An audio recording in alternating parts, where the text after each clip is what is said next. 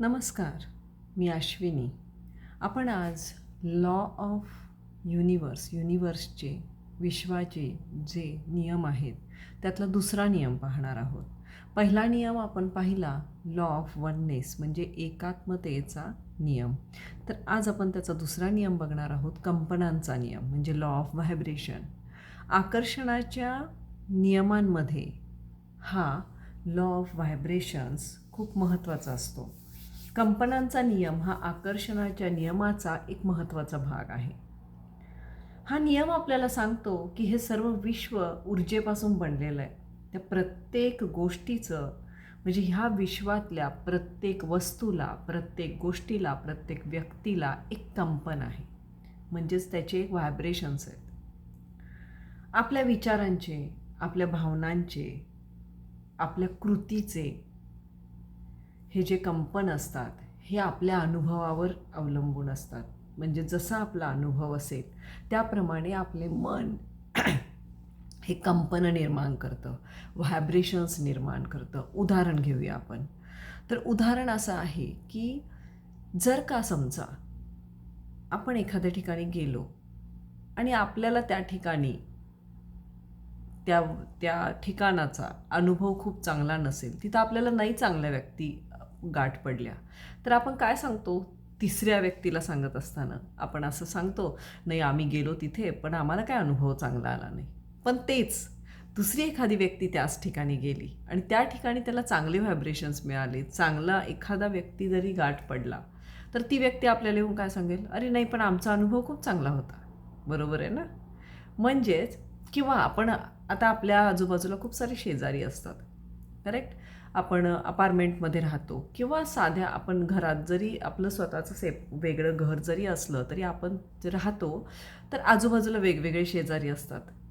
तर कधीकधी एखाद्या शेजाऱ्यासोबतचा अनुभव आपला चांगला नसतो, पण तेच दुसऱ्या शेजाऱ्याचं किंवा दुसऱ्या व्यक्तीचं त्यांच्यासोबत खूप घनिष्ठ नातं असतं.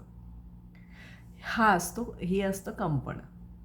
म्हणजे जसं मी जर मला जर तो अनुभव चांगला नसेल तर आपण काय करतो? तिसऱ्याबरोबर बोलत असताना हा अनुभव तुम्हाला शेजाऱ्याचा चांगला नाही आला म्हणून तुम्ही दुसऱ्याबरोबर बोलत असताना त्या अनुभवाचा उपयोग करून तुम्ही ती कंपन त्या दुसऱ्या शेजाऱ्यांना देता. एखाद्यानं आपल्याला थँक्यू म्हणलं तर आपल्याला खूप बरं वाटतं, मग आपण तीच कंपन पुढच्याला देतो. आपल्याला एखादं आपलं जर काय काम चांगलं झालं तर आपण पुढच्याला काय सांगतो? त्यालाही आपण थँक्यू म्हणतो. म्हणजे त्याच्यासोबत सुद्धा आपल्या मनात ग्रॅटिट्यूड असतो. एखाद्याकडनं आपल्याला प्रेम मिळालं तर आपण दुसऱ्याला प्रेम देतो. हे झालं कंपन.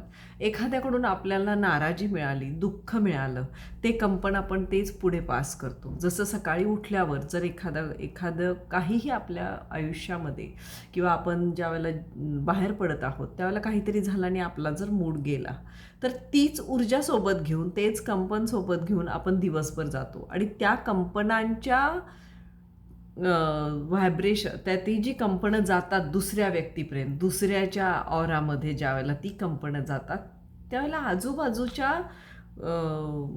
वातावरणामधून आपण त्याच प्रकारच्या गोष्टी ॲट्रॅक्ट करतो आपल्याकडे. आज सकाळी मला राग आला तर मी दिवसभर काय म्हणतो? माझा दिवस खूप खराब गेला. पण दिवसभर आपण त्याच गोष्टींना ॲट्रॅक्ट करतो. म्हणून हा एक कंपनांचा नियम, हा लॉ ऑफ अट्रॅक्शनचा हा एक महत्त्वाचा भाग आहे. तुम्ही जो विचार कराल तो तुम्ही दिवसभर ॲट्रॅक्ट कराल, कारण विचारांचा संबंध हा कंपनांशी असतो. तुम्ही जी सकारात्मकता स्वतःकडे ठेवाल ती सकारात्मकता तुम्ही बाकीच्यांकडून ॲट्रॅक्ट कराल.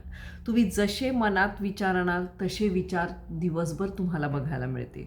तुम्ही जरी एखादी वस्तू जरी घ्यायचं म्हटलं आणि तुमच्या मनात जरी एखादा विचार आला तर त्या प्रकारची कंपनं निर्माण होतात आणि ती कंपनं काय होतात? त्याच प्रकारच्या ऊर्जेला अट्रॅक्ट करतात. म्हणजेच समजा मला आज गाडी घ्यायची, मी म्हटलं मला मला ऑडी असेल किंवा तुम्ही टाटाची कुठली गाडी घ्यायची असेल, महिंद्राची कुठली गाडी घ्यायची, आणि तुम्ही जर का ते थिंकिंग करत असाल तर तुम्हाला लक्षात येईल की तुम्ही रस्त्याला जात असताना तुम्हाला बऱ्याचशा गाड्या त्याच प्रकारच्या दिसतील. मग तुम्ही त्याच्यामध्ये बघत राहाल, अरे ही गाडी ह्याचा मॉडेल नंबर हा आहे, ही गाडी अशी आहे, ही अशी आहे, मग ही चांगली दिसते. आपलं मन सारखं तोच विचार करत राहतं आणि त्याच प्रकारच्या भावना निर्माण झाल्यामुळं तीच कंपनं त्याच प्रकारच्या ऊर्जेला स्वतःकडे अट्रॅक्ट करतात. हा आहे कंपनांचा नियम.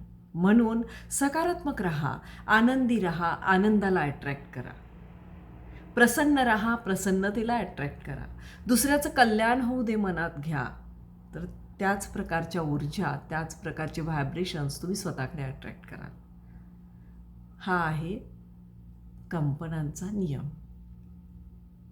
तर त्याप्रमाणे राहा, आनंदी राहा, स्वतःही आनंदी राहा. तुमच्याकडे येणारी प्रत्येक व्हायब्रेशन्स ते सुद्धा तुमच्याकडे आनंदाचेच व्हायब्रेशन्स येतील. तुम्ही प्रसन्न राहा, तुमच्याकडे येणारी प्रत्येक वस्तू, प्रत्येक व्यक्ती तुम्हालाही आनंद देईल. म्हणून सकारात्मक राहा, आनंदी राहा, प्रयत्न करा स्वतःच्या मनाला प्रसन्न ठेवायचा. आसनं करा, व्यायाम करा. तुम्हाला कंटाळा आला, फिरायला जा. स्वतःच्या मनाला प्रसन्न ठेवा, आनंदी ठेवा. दुःख वाटत असेल, मनात विचारांचा गोंधळ चालत असेल तर योग करा, प्राणायाम करा. प्राणायामाने तुमचं मन स्थिर होईल, श्वास स्थिर होतील, त्याच्याबरोबर मन स्थिर होईल आणि मनाला चांगल्या गोष्टी स्वतःकडे आकर्षित करून घ्यायला मदत होईल. सो हा आहे कंपनांचा नियम, लॉ ऑफ व्हायब्रेशन्स, विश्वाचा दुसरा नियम. धन्यवाद, धन्यवाद.